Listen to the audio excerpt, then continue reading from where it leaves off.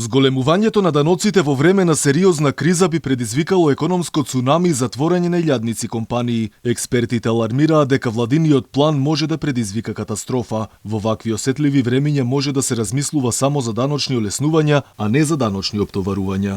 Тајмингот е погрешен. Ова може во неков полет, односно чувство на дека ќе следи можеби развој и така натаму ќе се вратиме во некаква кондиција економска. За сега нема најава на такво нешто и очигледно дека треба ова да се одложи. Реакцијата на бизнисот не е случајна. Ние сите сме затекнати од високите трошоци, прашање колку од економски субјекти, особено микро и малите, ќе опстојат во вакви услови. Секојдневни се затворањата на фирмите, па дополнително ваквите даночни трошоци уште повеќе ќе ги направат безсмислени дури работењето на некои од овие фирми кои што животарат.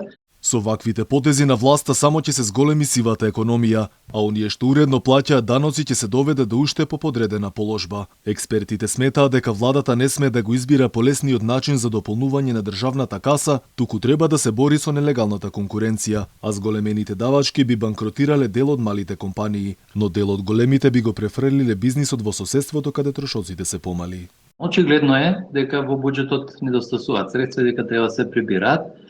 И овде да додам дека не беше исполнето на планирано задолжување со евроврзница во почетокот и после тоа некава беше најава со кредит од Меѓународниот монетарен фонд. Затоа сега се оди кон вакви мерки кои што би значиле дополнителен прилив во буџетот, значи се работи за фискални мотиви.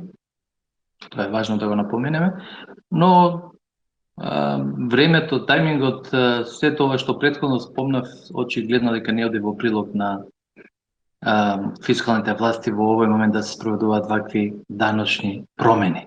Реформата која е планирано да почне да се применува од 1 јануари предвидува нови основици за пресметка на данокот на додадена вредност, данокот на камати, укинување на повеќе даночни олеснувања, како и работодавачите да плаќаат данок на дополнително пензиско осигурување, потоа животното осигурување и на приватното здравствено осигурување за работниците што досега не беше случај. Во игра се враќа и идејата за плаќање на придонеси за хонорарците, која пред неколку години најде на жестоки реакции и протести. Експертите велат дека доколку ова се реализира, би предизвикало катастрофа зашто стопанството и сега едве преживува.